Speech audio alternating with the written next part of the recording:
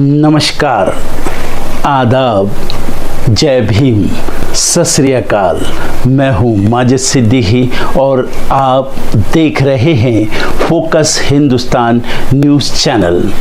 आज की ख़ास खबरें सब्सक्राइब करें, लाइक करें, शेयर करें। फिर आऊँगा एक ताज़ा खबर को लेकर माजिद सिद्दीकी।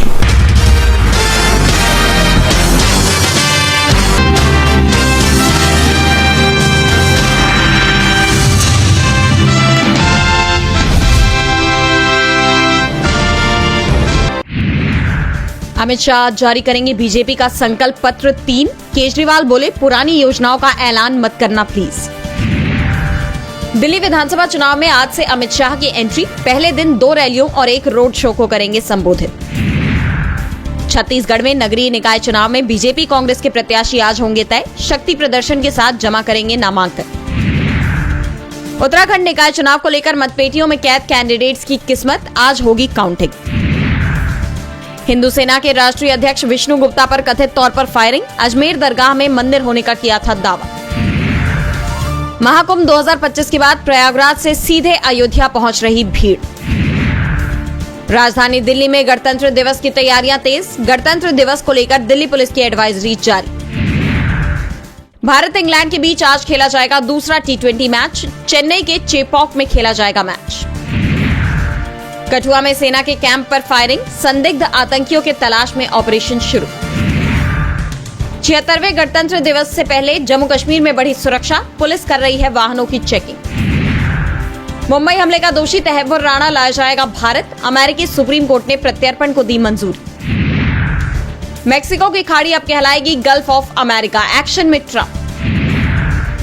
अमेरिका से अवैध प्रवासियों का निर्वासन शुरू। 2 अमेरिकी सैन्य विमानों में भरकर ग्वाटेमाला भेजे लोग।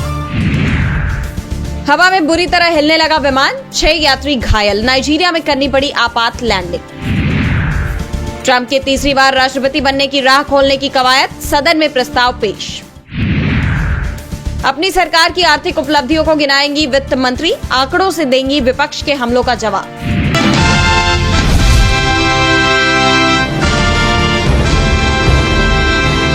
शिवसेना यूबीटी प्रमुख उद्धव ठाकरे ने गृह मंत्री अमित शाह पर करारा हमला बोला है। अमित शाह पर जोरदार हमला बोलते हुए ठाकरे ने कहा कि महाराष्ट्र विधानसभा चुनाव के नतीजे चौंकाने वाले हैं। इसके साथ ही उन्होंने कहा कि अमित शाह मेरा भविष्य तय नहीं कर सकते। अंधेरी के छत्रपति शिवाजी महाराज स्टेडियम में शिवसेना संस्थापक और अपने पिता बाला साहब ठाकरे की जयंती पर एक जनसभा को संबोधित करते हुए ठाकरे ने कहा, मराठी मानुषों, अमित शाह की बात मत सुनो। हमने औरंगजेब को दफना दिया है। अमित शाह किस झाड़ की पत्ती है? अगर महाराष्ट्र में लोगों के दिल के मुताबिक फैसला होता तो दिल्ली में सरकार हिल जाती। मैं अमित शाह को जवाब देता रहूंगा। मैं आपको दिखाऊंगा कि एक घायल शेर क्या कर सकता है। वहीं इसके साथ ही बीएमसी चुनाव का जिक्र करते हुए उद्धव ठाकरे ने कहा कि ऐसी प्रतिक्रियाएं आ रही हैं कि हमें अकेले चुनाव लड़ना चाहिए। अभी चुनाव घोषित नहीं हुए हैं, मुझे अपनी तैयारियां देखने दीजिए। जब समय आएगा मैं अकेले चुनाव लड़ने का फैसला लूंगा। यानी देखा जाए तो जहां एक और उद्धव ठाकरे ने अमित शाह को सीधे तौर पर ललकारा है, तो वहीं बीएमसी चुनाव को लेकर भी कह दिया है कि अगर जरूरत पड़ी तो हम अकेले दम पर भी चुनाव लड़ने का मादा रखते हैं। अब देखना होगा कि उद्धव के इस बयान पर बीजेपी की ओर से क्या जवाब आता है।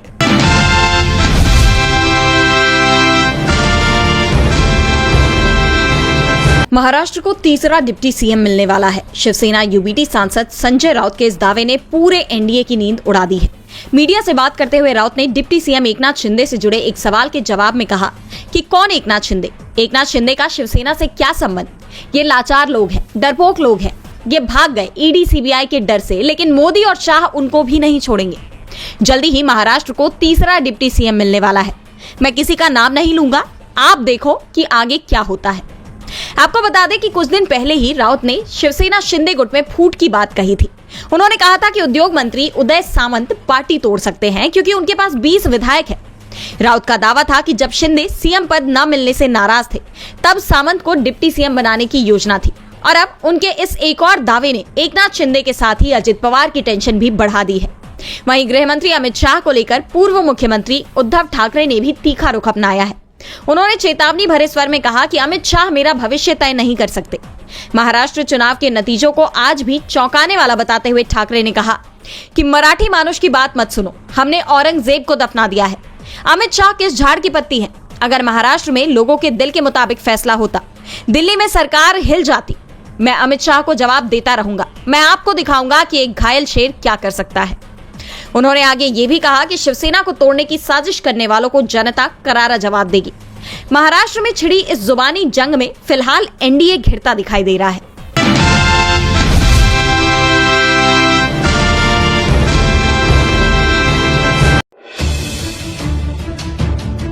सुप्रीम कोर्ट ने संभल में बुलडोजर एक्शन के संबंध में अपने आदेश के उल्लंघन को लेकर दायर अवमानना कार्यवाही शुरू करने की अनुरोध वाली याचिका पर एक सप्ताह बाद सुनवाई करेगा।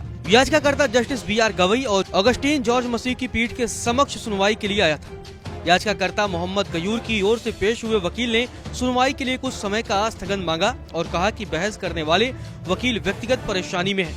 उन्होंने पीठ से मामले को एक सप्ताह बाद सुनवाई के लिए सूचीबद्ध करने की अपील की। पीठ ने कहा कि याचिकाकर्ता एक सप्ताह बाद सुनवाई के लिए पेश किया जाए। इस दौरान सुप्रीम कोर्ट की पीठ ने कहा कि याचिका एक सप्ताह बाद सुनवाई के लिए पेश की जाए। याचिकाकर्ता ने सुप्रीम कोर्ट में दायर अपनी याचिका में कहा कि 10 और 11 जनवरी के बीच बेहजोल रोड स्थित तिवारी सराय स्थित उनकी संपत्ति को बिना नोटिस दिए ध्वस्त कर दिया गया है, जो सुप्रीम कोर्ट द्वारा जारी दिशा निर्देशों का उल्लंघन है। गौरतलब है 13 नवंबर को सुप्रीम कोर्ट ने इस मामले में दिशा निर्देश जारी किया था। तब सुप्रीम कोर्ट ने बुलडोजर एक्शन पर बड़ा फैसला लिया था। सुप्रीम कोर्ट ने अपने फैसले में कहा था कि बुलडोजर एक्शन को लेकर कम से कम 15 दिन की मोहलत दी जानी चाहिए। नोडल अधिकारी को 15 दिन पहले नोटिस भेजना होगा। वहीं अब याचिकाकर्ता ने सुप्रीम कोर्ट में याचिका दायर कर मदद की गुहार लगाई है। याचिका में याचिकाकर्ता ने दावा किया कि उत्तर प्रदेश के संभल में अधिकारियों ने याचिकाकर्ता या उसके परिवार के सदस्यों को कोई पूर्व सूचना और अवसर दिए बिना 10-11 जनवरी को उसकी संपत्ति के एक हिस्से पर बुलडोजर चला दिया। उसके और उसके परिवार के सदस्यों के पास संपत्ति के सभी आवश्यक दस्तावेज, स्वीकृत नक्शे और अन्य संबंधित दस्तावेज थे, लेकिन अवमानना करने वाले अधिकारी याचिकाकर्ता की संपत्ति के परिसर में आए और उक्त संपत्ति को ध्वस्त करना शुरू कर दिया। गौरतलब है बीते साल सुप्रीम कोर्ट ने बुलडोजर कार्रवाई को लेकर बड़ा फैसला सुनाया था। तब सुप्रीम कोर्ट ने सरकार को फटकार भी लगाई थी। बुलडोजर एक्शन के खिलाफ अपने फैसले में सुप्रीम कोर्ट ने तब कहा था कि अधिकारी अदालत की तरह काम नहीं कर सकते हैं। प्रशासन जज नहीं हो सकता है। किसी की छत छीन लेना उसके मौलिक अधिकारों का हनन है। किसी का घर उसका सपना होता है कि उसका आश्रय कभी न छीने, और हर घर का सपना होता है कि उसके पास आश्रय हो। हमारे सामने सवाल यह है कि क्या कार्यपालिका किसी व्यक्ति का आश्रय छीन सकती है जिस पर अपराध का आरोप है। सुप्रीम कोर्ट ने अपने फैसले में तब साफ कहा था कि सिर्फ आरोप के आधार पर किसी के घर को नहीं तोड़ा जा सकता है।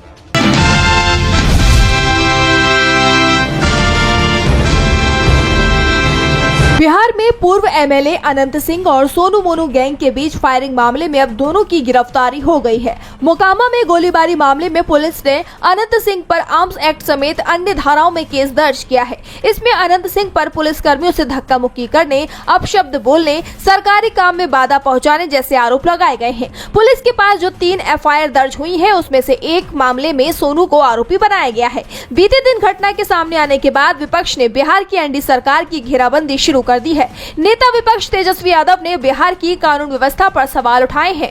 तो आरजेडी सांसद मीसा भारती ने कहा कि मुझे दुख इस बात का है कि सरकार कार्रवाई के पक्ष में नहीं है। सुनने में आ रहा है कि जिन लोगों की ओर से गोलीबारी की गई है, सरकार उन्हें और सुरक्षा दे रही है। मुख्यमंत्री को मामले पर सफाई देनी चाहिए। इसके बाद खबर ये आई कि आरोपी गैंगस्टर सोनू ने पंचमहला थाने में सरेंडर कर दिया, जिसके बाद बाहुबली अनंत सिंह ने भी बाड़कोट में सरेंडर कर दिया। अनंत सिंह को पटना के बेऊर जेल में भेज दिया गया है। इस दौरान कोर्ट के बाहर बाहुबली के समर्थकों का जमावड़ा लगा रहा। इस बीच खबर आ रही है कि मोकामा में फिर फायरिंग हुई है। अनंत सिंह ने जलालपुर के हिमजा गांव में जिस मुकेश की मदद की थी, उसके घर पर सुबह 5:30 बजे पिस्टल से 5 राउंड गोलियां चलाई गई है। फायरिंग का आरोप सोनू मोनू गैंग पर लगा है। घटना को लेकर मुकेश ने बताया कि फायरिंग के बाद जब पुलिस प्रशासन को फोन किए, वो आए तो मुझे ही डांटने लगे, कहा चुप रहिए, कोई गोली नहीं चली, आप लोग तिल का ताड़ करते हैं। हालांकि फायरिंग के बाद उनके घर पर गार्ड की तैनाती कर दी गई है, लेकिन मुकेश के बयान ने पुलिस प्रशासन पर सवालिया निशान लगा दिया है। जो आरोप उन्होंने प्रशासन पर लगाए हैं, उसके बाद बिहार सरकार भी मुश्किलों से घिरती दिखाई दे रही है।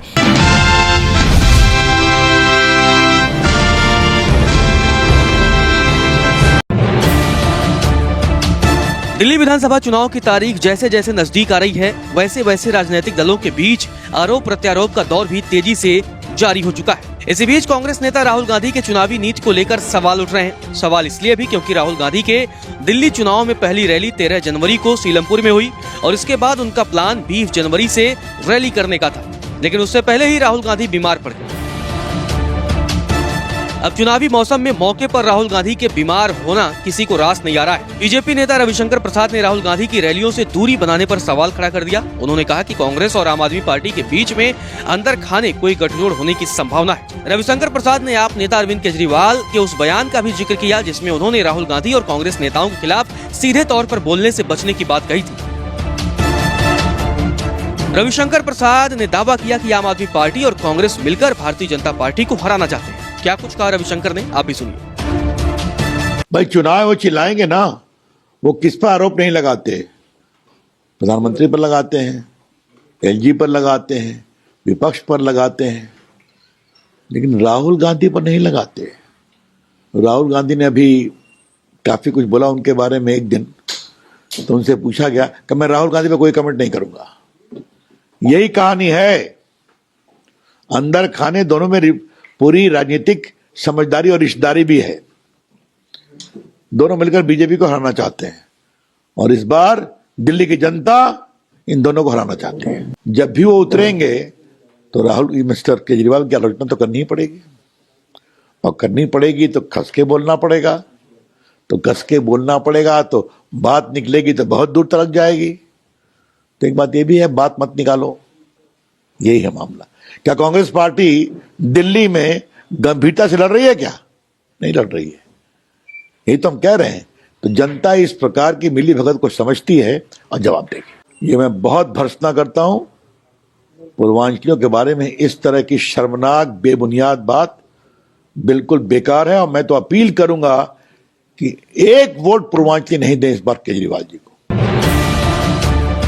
दरअसल दिल्ली विधानसभा चुनाव की अगर बात की जाए तो अगर कांग्रेस कमजोर पड़ती है तो इसका सीधा फायदा आम आदमी पार्टी को होगा, लेकिन अगर कांग्रेस मजबूती से चुनावी मैदान में उतरती है और मजबूती से चुनाव लड़ती है तो इससे आम आदमी पार्टी को झटका लगेगा। पिछले 2 चुनाव में आम आदमी पार्टी दिल्ली के सियासी मैदान में बाजी मार चुकी है।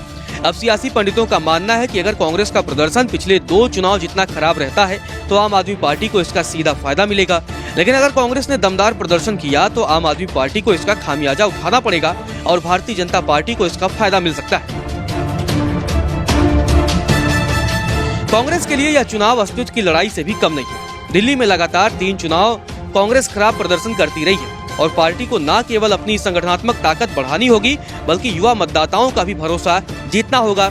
ये भी राहुल गांधी के लिए एक बड़ी चुनौती है। दरअसल राहुल गांधी और अरविंद केजरीवाल दोनों एक दूसरे के खिलाफ बोलने से परहेज कर रहे हैं, लेकिन सीलमपुर की जब रैली हुई तो अरविंद केजरीवाल और प्रधानमंत्री नरेंद्र मोदी को एक जैसा बताकर राहुल गांधी ने कांग्रेस के मन की बात को जगजाहिर कर दिया। और कहने को तो अरविंद केजरीवाल ने कहा कि वह राहुल गांधी के बयान पर टिप्पणी नहीं करना चाहते हैं, लेकिन यहाँ तक बोल दिया कि वह कांग्रेस को बचाने के लिए लड़ाई लड़ रहे हैं, जबकि आम आदमी पार्टी देश को बचाने की लड़ाई लड़ रही है।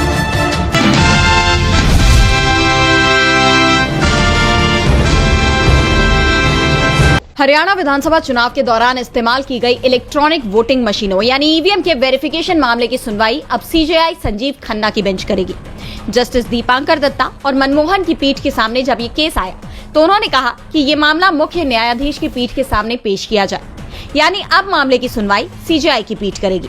दरअसल हरियाणा के पूर्व मंत्री और 5 बार के विधायक करण सिंह दलाल ने सुप्रीम कोर्ट में याचिका दायर की थी। उन्होंने ईवीएम के सत्यापन के लिए स्पष्ट नीति बनाने की मांग की थी। याचिका में कहा गया है कि ईवीएम सत्यापन को लेकर सुप्रीम कोर्ट ने एसोसिएशन फॉर डेमोक्रेटिक रिफॉर्म बनाम केंद्र सरकार मामले में जो आदेश दिया था उनका पालन किया जाए। दलाल ने लखन कुमार सिंगला के साथ मिलकर ये याचिका दायर की है।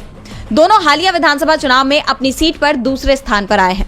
याचिकाकर्ताओं ने मांग की है कि चुनाव आयोग को निर्देश दिया जाए कि वे ईवीएम की बर्न्ट मेमोरी या ईवीएम के 4 भागों control unit, ballot unit, VVPAT और सिंबल लोडिंग यूनिट के माइक्रो कंट्रोलर की जांच कराने का प्रोटोकॉल लागू करे।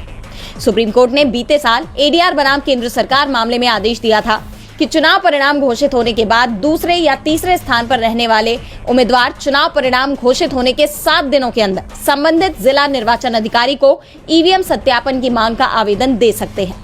इसके तहत उस निर्वाचन क्षेत्र की 5% ईवीएम मशीनों की बर्न्ट मेमोरी की जांच ईवीएम बनाने वाले कंपनी के इंजीनियर्स करेंगे। याचिकाकर्ता का कहना है कि सुप्रीम कोर्ट के आदेश के बावजूद चुनाव आयोग ने अभी तक इसे लेकर स्पष्ट दिशा निर्देश जारी नहीं किए हैं।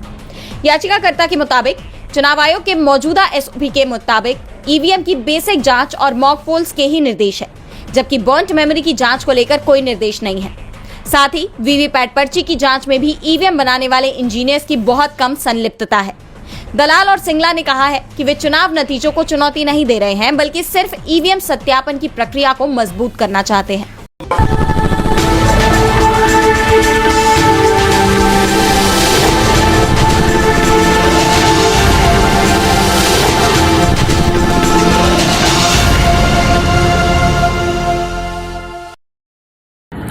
दोस्तों आज मैं आपको बताने वाला हूं कि अगर आपकी बॉडी में मैग्नीशियम की डेफिशिएंसी हो जाए तो आपको क्या क्या प्रॉब्लम हो सकती है। सबसे पहले इंसोमेनिया, नींद ना आना, स्लीपिंग डिसऑर्डर, इंसान सारी रात करवटें बदलता है, नींद नहीं आती, स्ट्रेस लेवल, एंजाइटी बढ़ जाती है इससे, क्योंकि कोर्टिसोल हार्मोन को रोकने में मदद करता है। और अगर आपकी बॉडी में मैग्नीशियम नहीं है तो कोर्टिसोल बढ़ जाता है, जिसकी वजह से स्ट्रेस और एंजाइटी हो जाती है। मूड स्विंग्स, इंसान को पता नहीं चलता उसके मूड स्विंग्स होते हैं, थोड़ी थोड़ी देर में गुस्सा आना, थोड़ी थोड़ी देर में चिड़चिड़ापन होना, क्योंकि ये सेरोटोनिन हार्मोन को बढ़ने में मदद करता है। अगर आपकी बॉडी में less magnesium is equal to less serotonin, और सेरोटोनिन हैप्पीनेस का हार्मोन है। अलावा इसके ये फटीग को भी कम करता था। अगर आपकी बॉडी में मिनरल डेफिशिएट है, अगर आपकी बॉडी में मैग्नीशियम नहीं है तो आपको थकावट बहुत जल्दी फील होगी, जरा सा काम करती है आपकी बॉडी थक जाएगी।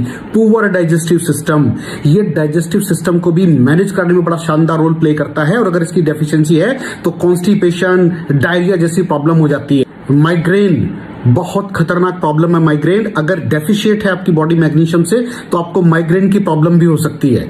ब्लड प्रेशर, अगर आपकी बॉडी में मैग्नीशियम कम है तो आपको ब्लड प्रेशर की प्रॉब्लम हो सकती है।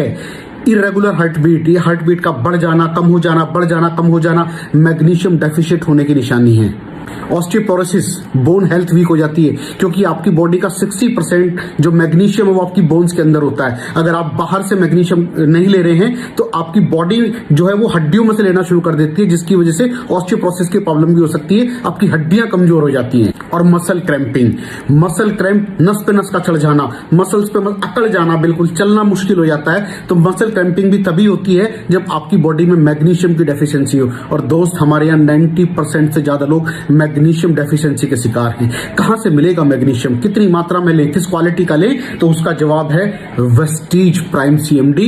इसके अंदर आपको भरपूर मात्रा में मैग्नीशियम मिलेगा, आपकी सारी प्रॉब्लम सॉल्व हो जाएगी। Thank you so much. दर्शकों, देख लिया आपने हमारे वीडियो को।